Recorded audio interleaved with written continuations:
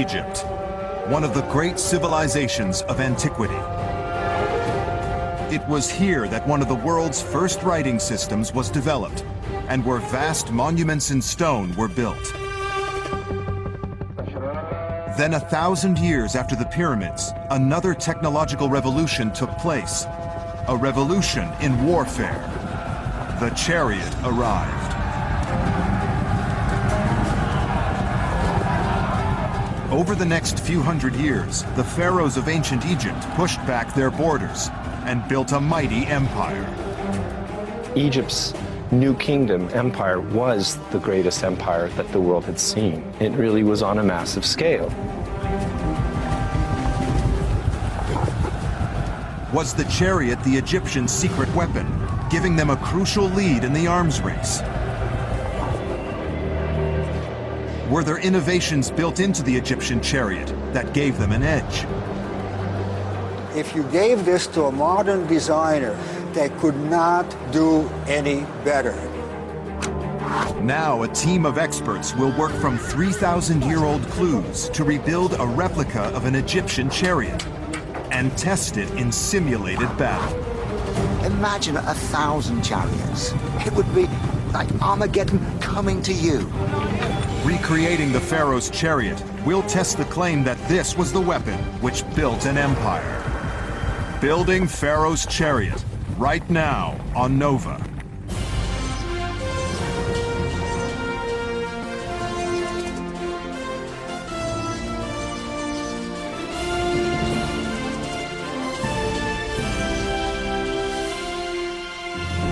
Major funding for NOVA is provided by the following. The David H. Koch Fund for Science, supporting NOVA and promoting public understanding of science. And by the Corporation for Public Broadcasting. And by contributions to your PBS station from viewers like you. Thank you. Additional funding from Lockheed Martin, inspiring tomorrow's engineers and technologists.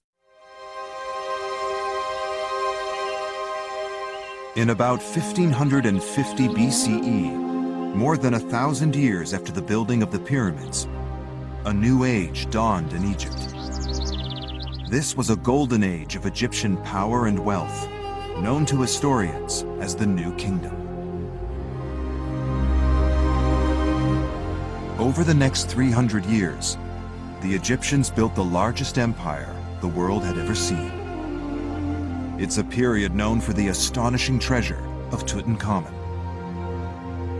A time when the ancient Egyptians constructed many of the mighty temples which can still be seen today, 3,500 years later.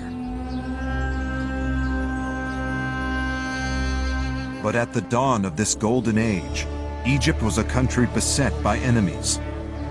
When a new young king, the pharaoh Ahmose, came to power, northern Egypt was occupied by a foreign people from the east, known as the Hyksos. What happened next is recorded in a tomb cut into a rocky hillside in a settlement called El Kab.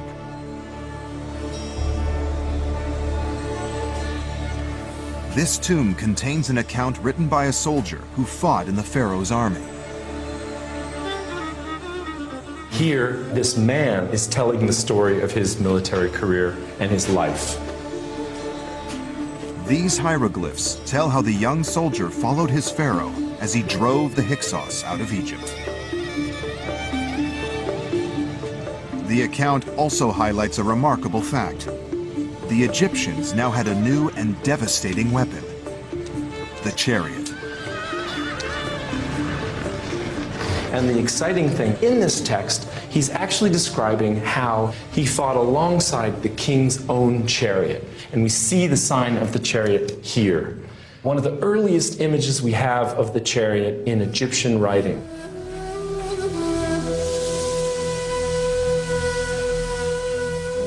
In the years that followed, chariots appear everywhere on tomb and temple walls. And inscriptions alongside the chariots relate how Ahmose and other New Kingdom pharaohs went on to build the most powerful empire the world had ever seen. As they overcame Cushites, Nubians, Canaanites, and others, their empire stretched from Sudan up into what is now Turkey. So was the chariot the key to the Egyptians' military success?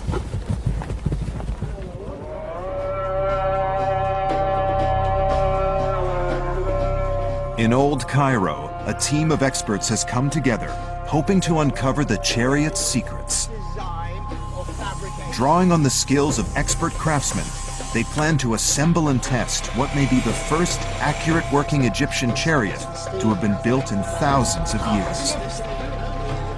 Carriage maker Robert Herford, who has built Roman and Assyrian chariots in the past, will be in charge of construction. It's a very complicated structure. The wheels are very odd. The yoke is very difficult. First to make, and secondly to make work.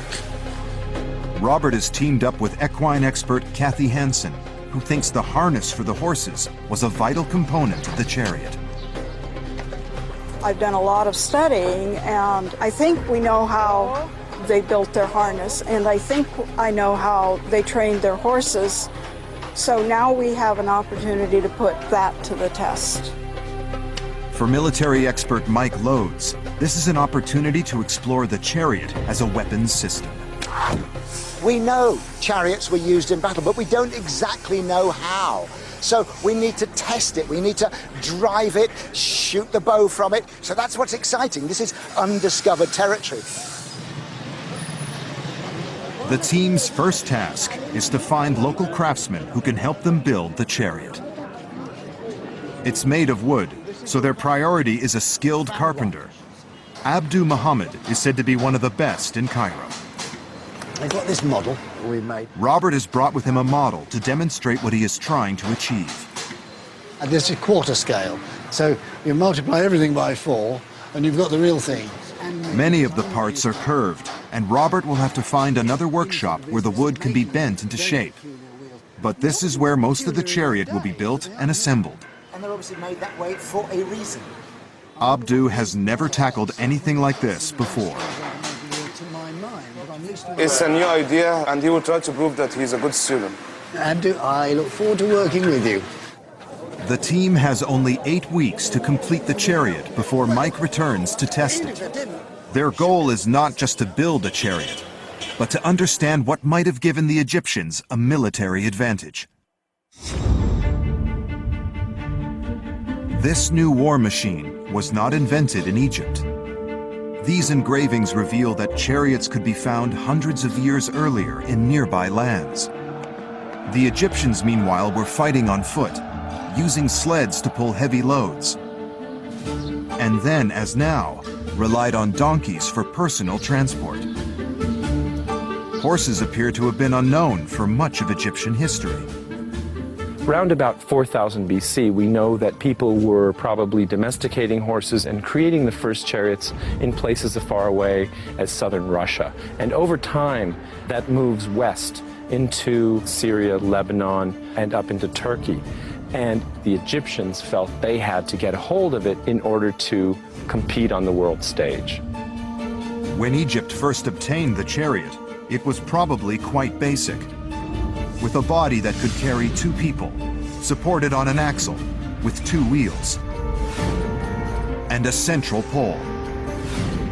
And there was a harness which allowed the chariot to be pulled by 2 horses. But however basic, for the Egyptians, the chariot was a revolution in warfare.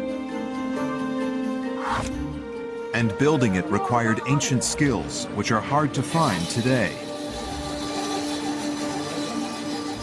In a Cairo suburb, Robert and local organizer Magdi Rashidi tracked down one of the few steam vendors in the country. The owner, Mohammed El Salam, and his son Walid show Robert around their workshop where they make chairs, bending the wood by saturating it with steam to make it supple. Robert demonstrates again what he's trying to achieve using his model, and shows them the parts which need bending. That's a piece, and that's a piece. Shaping the pieces won't be easy, but Mohammed seems confident he can adapt his equipment. He'll need to work fast to meet their schedule. They seem enthusiastic, anxious to get it done. Robert based his model on published descriptions, but to understand how the Egyptians transformed the chariot, he'll seek advice from a man who has been investigating them for many years.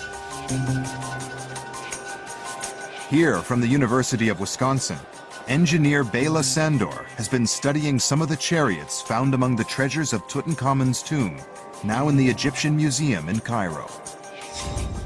They were found in 1922 by archaeologist Howard Carter, who carefully reassembled and restored them.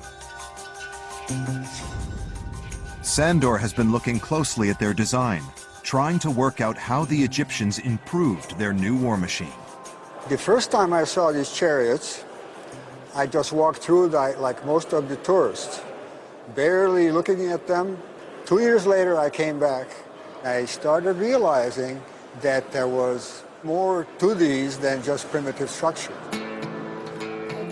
After years of careful analysis, Sandor has concluded that the Egyptians transformed a machine that was slow and cumbersome into one that was fast and maneuverable. His calculations have convinced him that this is the world's first high-performance vehicle. With high-tech wheels, parts which function as springs, and shock absorbers. Even a device to stop it from rolling over. He now believes that the chariot was the pinnacle of ancient Egyptian engineering. If you gave this to a modern designer with computers and formulas, they could not do any better. Kathy Hansen believes that the technology of the harness was also a vital part of the chariot's success. She's in the Cairo Museum looking for clues to how it was put together, like this ancient bronze horse bit. Mostly, she has to rely on depictions of the harness in action. No one knows exactly how this system of straps worked to pull the chariot. She will have to depend on her own expertise to puzzle it out.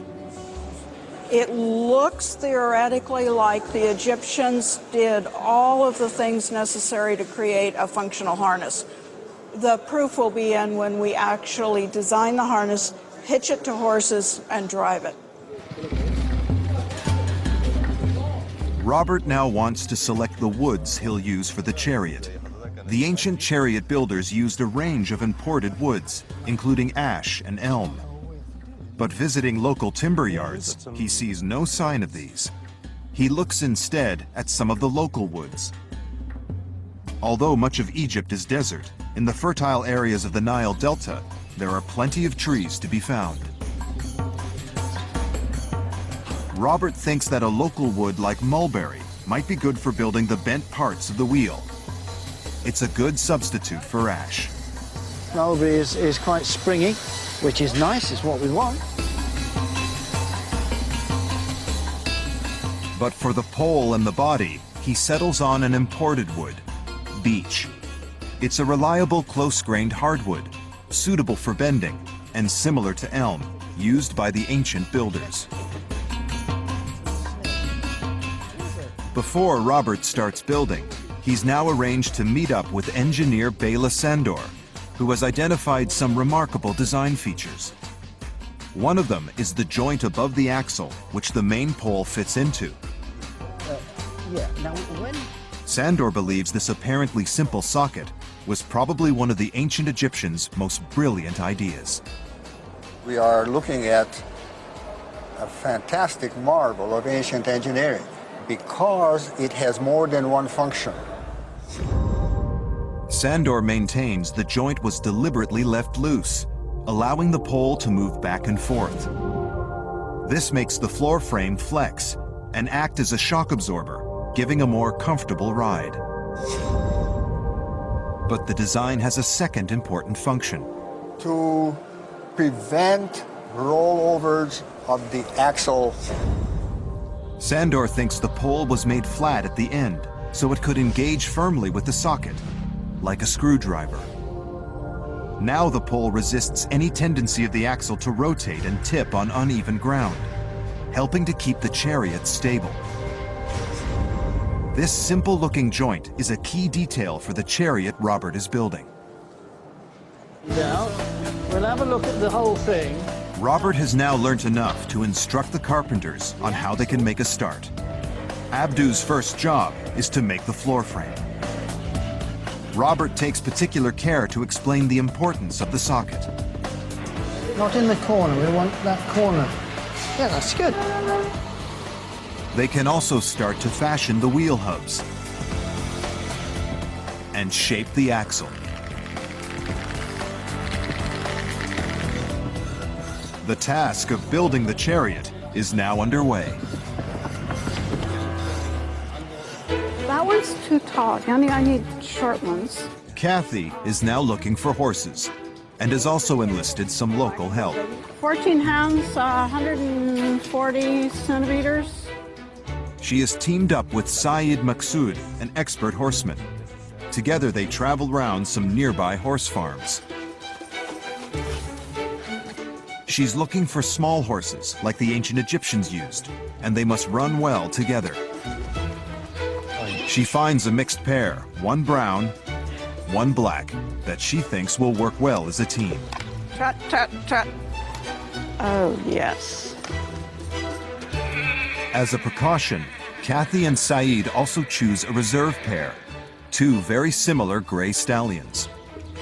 All four horses are brought to the Saqqara Country Club on the outskirts of Cairo, where they need to be trained in just 1 month.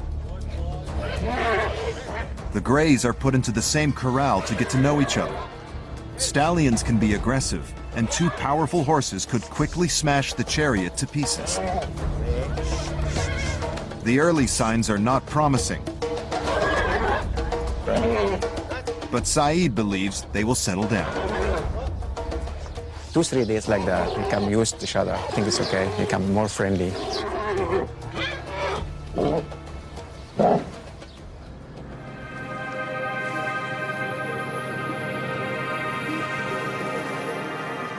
Although work is well underway, Kathy and Robert still have much to learn about the design of these ancient chariots. The Valley of the Kings is behind the ridge. They travel down to Luxor, Egypt's capital city on the Nile 3,000 years ago, to see what secrets they can glean. On a hilly ridge on the west bank of the river are the tombs of ancient nobles and officials. Each tomb is richly decorated with scenes of life from thousands of years ago. Oh, Robert, look. This thing's amazing. That's a beautifully drawn chariot. Look, you can see your thong through your linchpin. The little details. Yeah. They're going to be so helpful to us. Yeah, yeah. For Robert and Kathy, the paintings and reliefs are like blueprints. They provide a wealth of detail which gives them a real insight into the chariot's construction. It's clear to them both they have a challenge ahead if they're to bring the chariot back to life.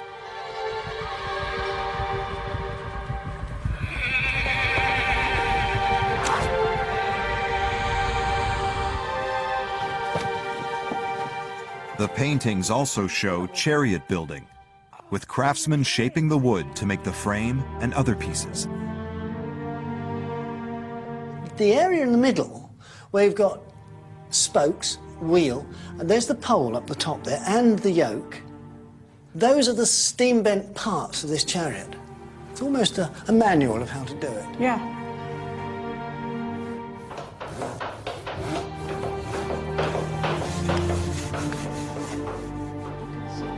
And this is one of the few places where Kathy can study the harness. Here is where your holdback strap comes down in your breastplate, and here are the rounded pads that were early, and there's your top of your neck fork. You can clearly see the nose piece.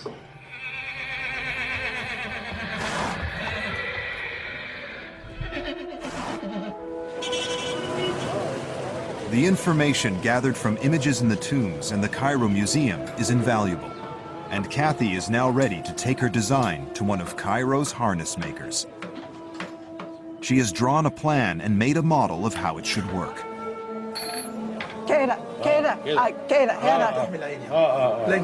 Okay.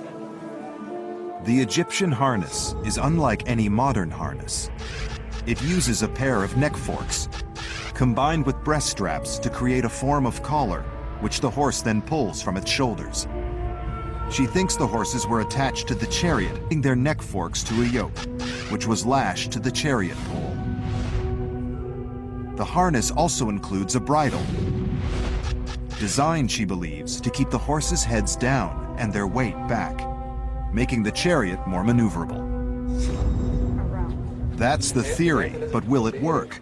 The first step for the harness makers is to cut out the leather following Kathy's design.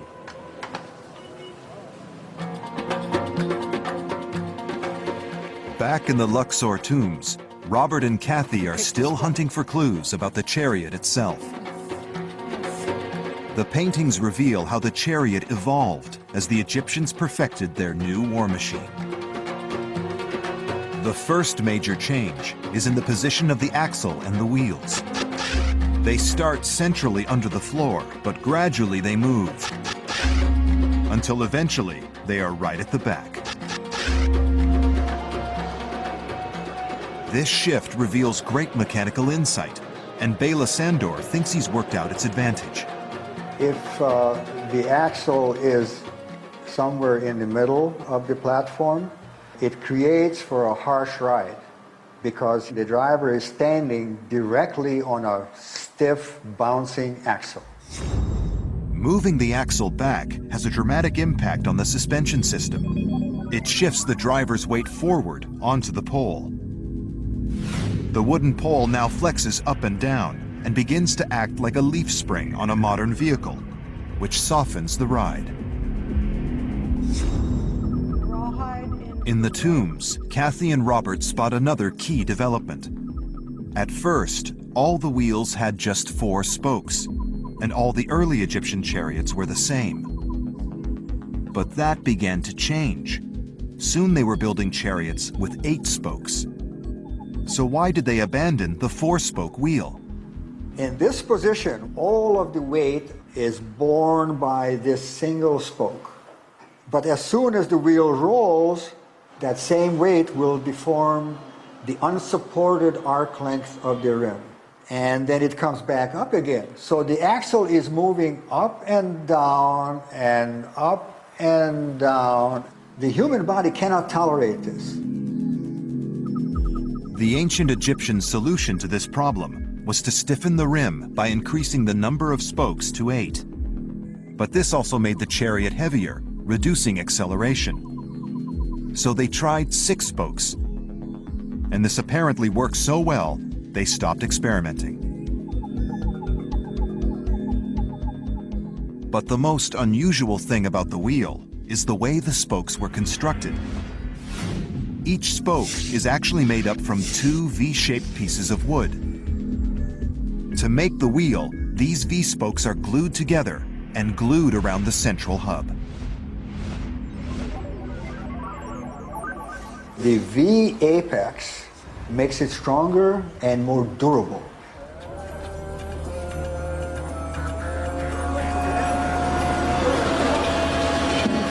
Robert is eager to put his newfound knowledge to the test. He's never made a wheel like this before, and bending the V-shaped spokes to the correct angle could be tricky. The steam benders have adapted their machines. But they soon discovered that making the spokes is more of a challenge than they'd realized. Their machines can't cope. The bend is just not tight enough. The problem is that they haven't thought this out before they did it. They need to get the arms of the bender up at a different angle. They try again, adding wooden blocks to make the bend tighter. So you can't do it. Without success. After a complete rethink, they come up with a way of bending the spokes manually, just like their ancestors used to do.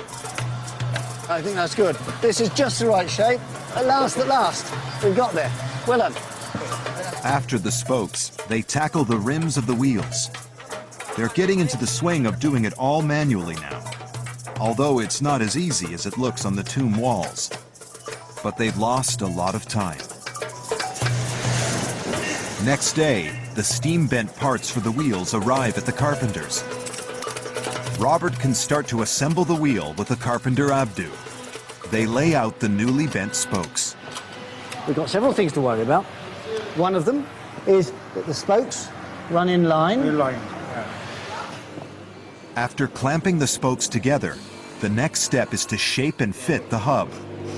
It's a complicated process and completely different from making a normal wheel.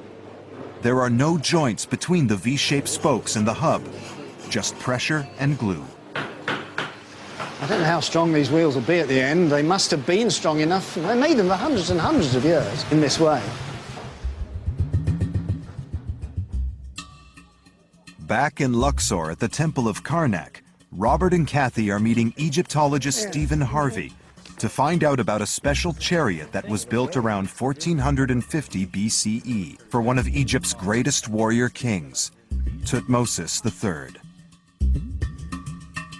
The story of his military campaigns is inscribed on the walls of the temple.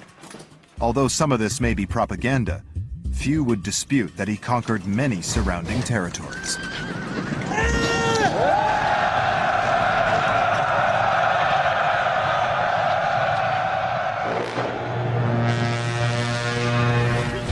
A major victory was at Megiddo, in the north of modern-day Israel, where Thutmose was fighting an alliance of Syrian rulers. The battle is recorded in great detail here. And the pharaoh, we're told, led his army in a chariot of shining electrum, an alloy of silver and gold.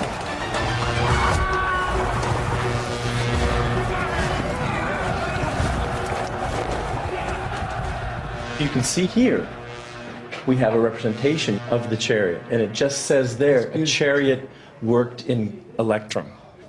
Electrum, silver, gold, these materials would all be used to express the wealth and the power and the symbolic value of the chariot. This shining chariot was the war machine used when the Egyptians were carving out their empire. Kathy and Robert agree that this would be the ideal chariot on which to base their replica. The chariot they plan to build and test in simulated battle. I think it's quite inspiring that we should try to make one along the lines of the biggest and the most aggressive pharaoh of those days. Why don't we make one that could have been Thutmose III's? They go to the Cairo Museum to look for clues to what the electrum chariot might have been like. This chariot body was found in the tomb of Thutmose III's grandson, Thutmose IV. The front panel is built from layers of wood, linen, and gesso, a mixture of gypsum and glue, and was originally decorated in silver. It would have looked stunning, and they want to model the electrum chariot on this. But while at the museum, they learn of an amazing find which could provide vital new information. In the endless attics and cupboards of the Cairo Museum, the leather parts of a new kingdom chariot were recently rediscovered. The leather is now being restored by a team led by Andre Veltmeyer and Salima Ikram. This is the only harness that anyone, including Kathy, has seen from ancient Egypt. We have two of those, and they both have the same decoration. Yeah, that's right. Are they offset? So like one could go on one horse on the outside and one could go on, This chariot had a front panel made of leather, and Robert is particularly interested in the way the panel was attached.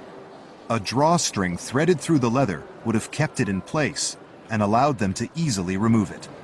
Here's a drawstring. That piece, for example, this is so was used to tie it tightly to the framework. It's got a drawstring through it. It means it's removable, doesn't it? You can change it.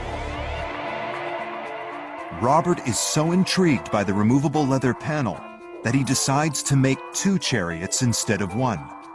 He will make the Pharaoh's chariot as planned with an electrum panel, and another with just a lightweight leather panel.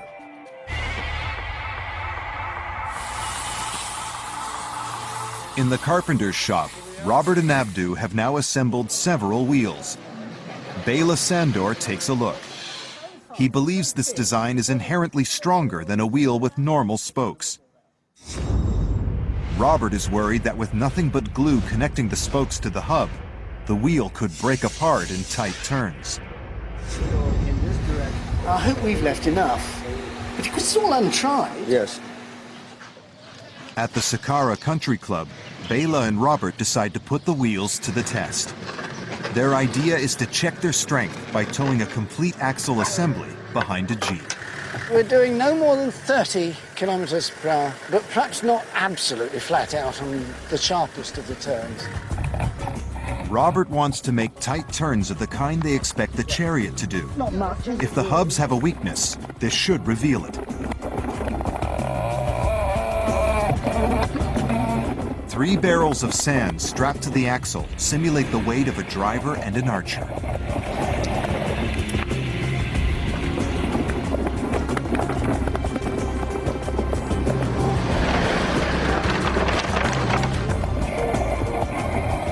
The wheels and the hubs seem to stand up well to the test. It's only a stone, it's only a stone. That's not actually what we're worrying around, is it? No. I think he has a couple of beautifully built wheels. They were very, very good tests for a short period of time on a reasonably rough ground. I feel a lot more satisfied now that we're going to get away with using it as hard as we intend to. Meanwhile, the steam benders face their biggest challenge so far. They have to bend the main pole of the chariot, which at 8 feet is longer than anything they have ever bent before. Its size requires a new and bigger steam chest and a new jig to bend it. What makes this really tricky is the complicated S shape that it must be bent into. After 4 hours, the beach pole is removed from the steam chest. They have just a few seconds before the wood becomes less pliable. The first attempt does not go well. There is a severe fracture in the bend of the pole. 3,500 years ago, the Egyptians were turning these out by the thousands. These modern craftsmen will be happy with just 2. They'll have to keep trying. We have had to make a new equipment, and now we have to adjust it. That's the problem. Next morning, the best of the poles they've produced and some body sections are delivered to the carpenter's shop. But there are still some cracks. We've got a small one here and a severe one there, which is halfway through. We've had a lot of trouble with all this steam bent stuff, and we now really are up against it. Most of the other parts are now almost ready, but they cannot be assembled without a usable pole. Robert, who now has 2 chariots to produce in a week's time, is under enormous pressure. While he waits for the steam benders to try again, he decides to see if it's possible to repair the damaged pole.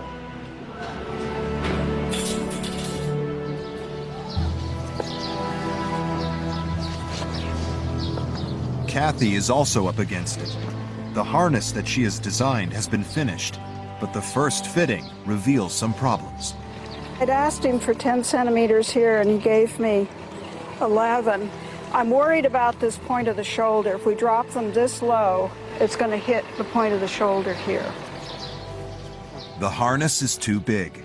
It will have to go back for adjustments. But she's happier about the bridle. It includes a bit she's had specially cast based on the ancient bit in the museum. It's an integral part of the bridle and is fixed to a low noseband. Kathy believes this keeps the horses' heads down and their weight on their back legs, making them more maneuverable. This is based really a lot on their artwork. We have nothing in modern terms that is even close to this. And it looks to me like it's going to work.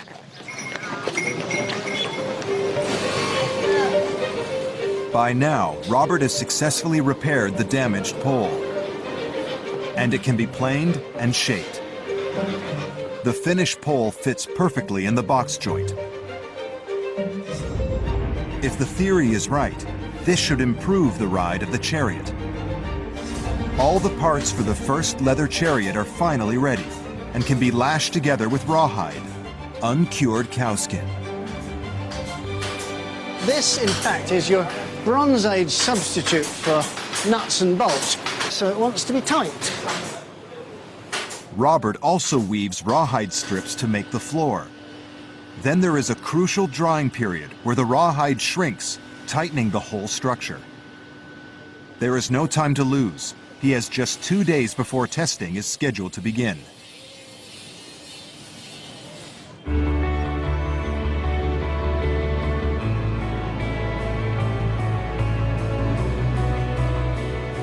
Next day is a big moment for Robert and Abdu at the carpenter's shop.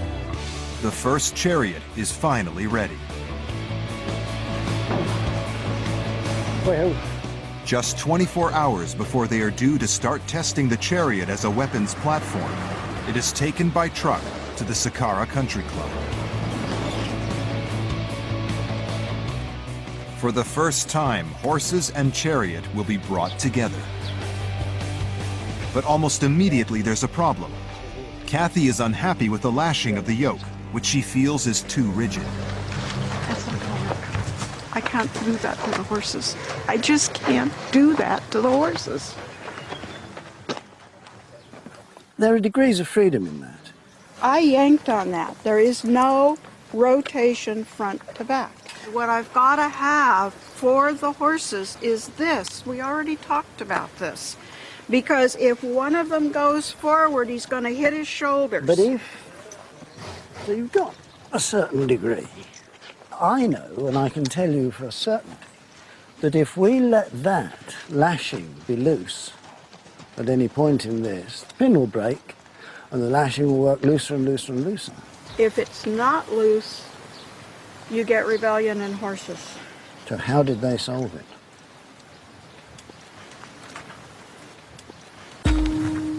Robert and Kathy have reached an impasse and can only agree to disagree. We're not so much at loggerheads over this as anxious that our own particular aspects of it should work properly. To me, the yoke and the neck forks are part of the harness. To Robert, they're part of the chariot, so you slash them down hard. So nothing wiggles. You know, it's just a difference of viewpoint.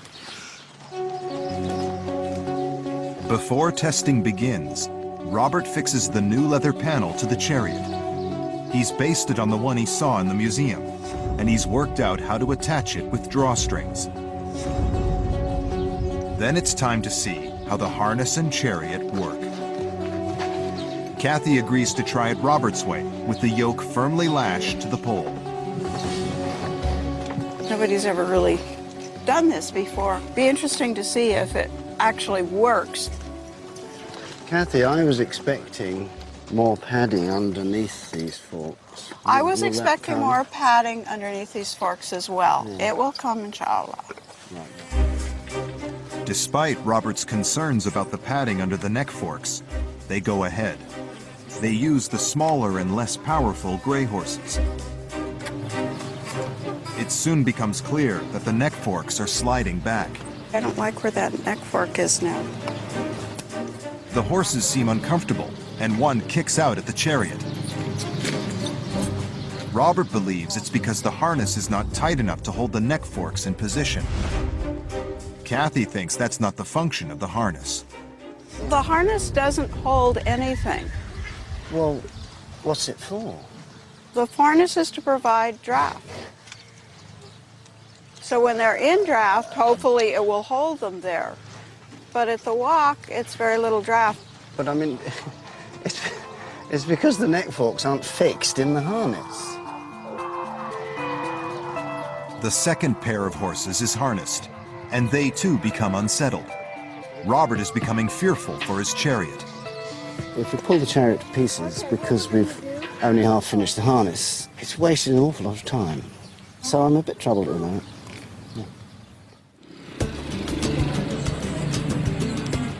Although the leather chariot is now ready, Robert still has another one to complete. For weeks, the steam benders have been struggling to make the pole. They are steaming the wood for 6 hours now, and they finally produce a pole with a near-perfect bend. As soon as it arrives at the carpenter's shop, Robert and Abdu can finish building the Electrum chariot. It is now at an advanced stage, and it only remains for the wooden panel to be shaped and fitted, and for all the parts to be assembled. When it's completed, the chariot will be taken to a specialist team that is standing by to decorate it.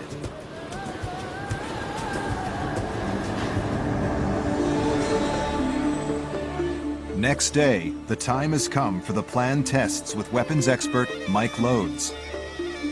They take the leather chariot to Dashur, a short way from Cairo. Dashur has a reeded lake bed on the edge of the desert, in the shadow of the Bent Pyramid and the Black Pyramid. I can support that with one hand. I mean, 2 men could carry this, couldn't they? Because the chariot is so light, the team is hoping it will work on the range of surfaces found here, even on soft sand. Mike, an experienced charioteer, is the first to try it out. But the harness is still causing problems. As before, the yoke forks are not staying in the right position, and the horses are in obvious discomfort. Again, they kick out at the chariot. Ha! Come on! Get on! Get on! Mike is becoming increasingly frustrated.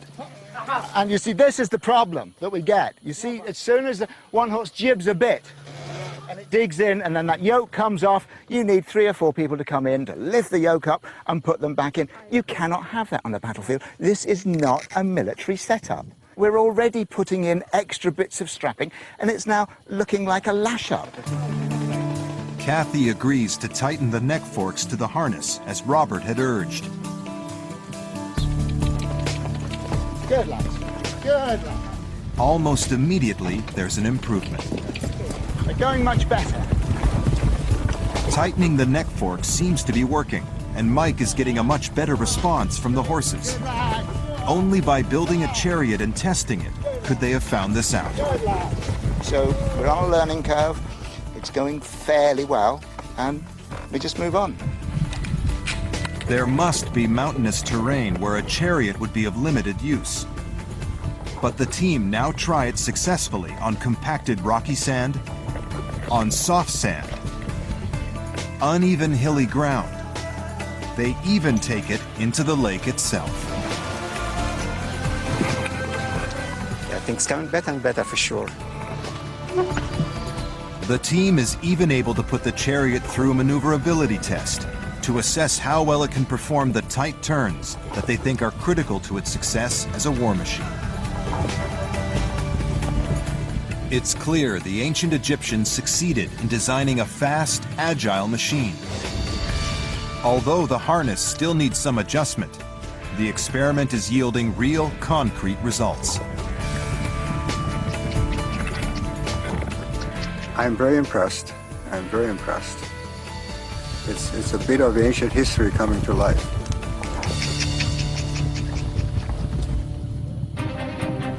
Next day, the team is keen to find out just how fast the chariot can go. To help keep the harness and neck forks securely in place, the grooms add more padding. Now they're confident they can take the horses up to a gallop and measure the speed in miles per hour.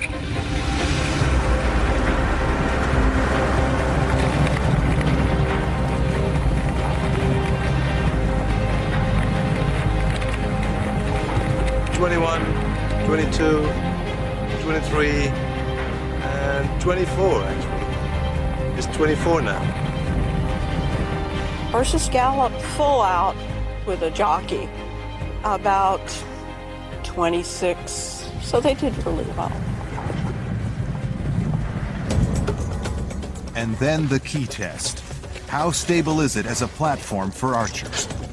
Mike wants to find out how difficult it is to hit a target from a moving chariot. He approaches a simulated line of infantry.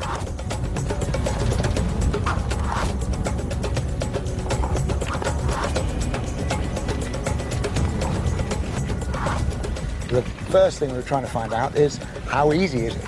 That chariot is superbly made, superbly designed. The suspension is terrific.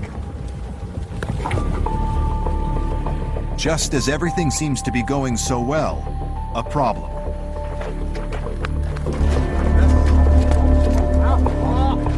One of the grays has kicked out again, managing to get its leg on the wrong side of the pole, tripping and snapping the pole in half. Just as we were making the turn, this horse got its hind leg over the pole and got stuck and straddled and was just panicking, and it just snapped the pole. So we're done with that for today. Now the second chariot needs to be finished urgently. Mike is already planning the next day's tests. I don't think it makes a great deal of military sense to run along a line of men like that. I think it would be suicide. I think what makes more military sense is what I would call a wheeling charge. And I think the chariots would come up this line, and about here, probably about 30 yards out from the enemy, they would start raining their arrows in as they went round here at the gallop. So they're exposing themselves for a limited amount of time. I would like to try that theory tomorrow if we can get a working chariot. Fortunately, back in Cairo, the Electrum chariot is nearing completion. A team of experts has added a layer of gesso, calcium carbonate, glue, and water to the wooden panel, which has cutouts to reduce the weight, like most Egyptian chariots. They are now sculpting intricate patterns onto the panel, like this vulture, a deity whose wings offer protection to the king. They are also applying gold leaf and electrum to the body and the wheels. Most of the chariot needs decorating in much the same way, and it will be a big task to finish it for the morning. They'll be working through the night.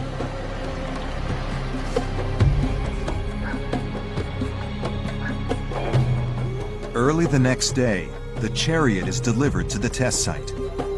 As it's carried out of the truck, the team can see for the first time how the full battle chariot of Tutmosis III might well have looked, resplendent in gold and electrum. As it stands gleaming in the desert, it proclaims the name of Tutmosis III in the form of a cartouche. And on its pole, the chariot carries the gilded figure of the falcon god Horus, with the sun disk, symbol of the pharaoh's godlike status. Saeed hitches the horses and slowly at first puts the chariot through its paces. But Mike is eager to test the chariot as it might have been used in battle. I get an upgrade. I have now got the wonderful Electrum chariot. This is very exciting.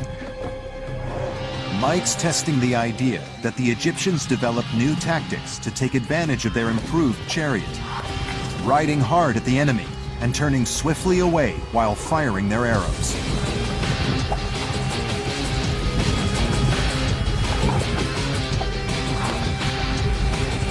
The demonstration is convincing.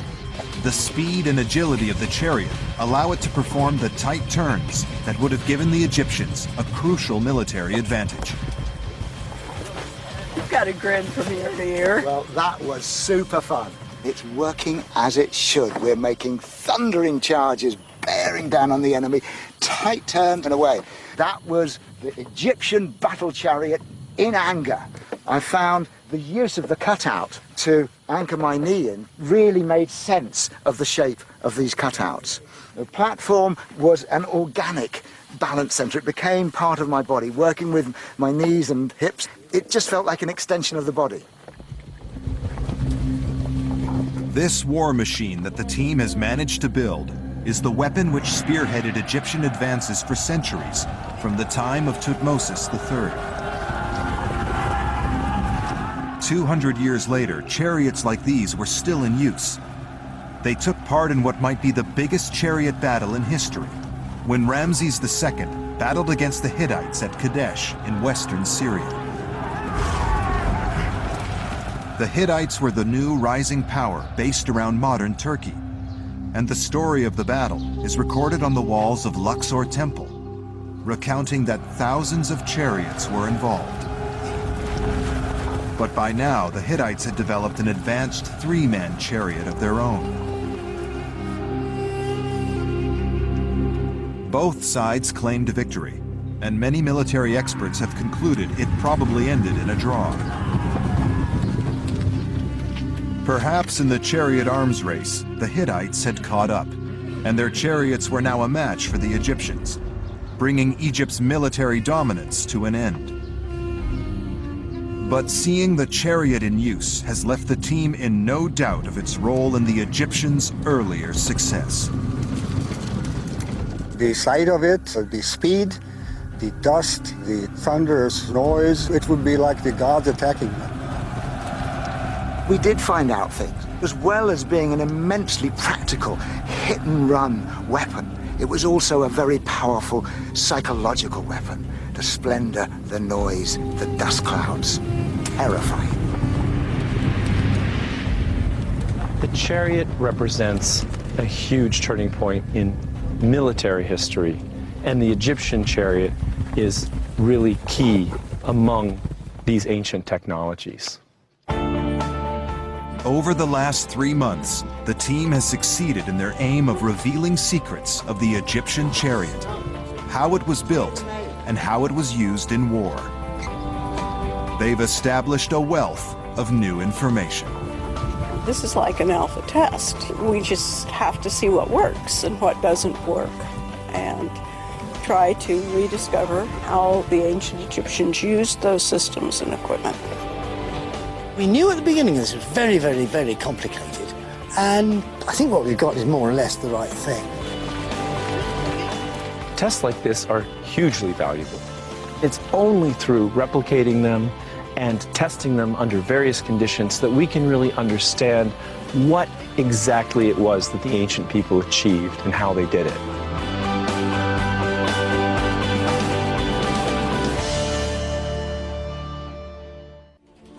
Major funding for NOVA is provided by the David H. Koch Fund for Science, supporting NOVA and promoting public understanding of science.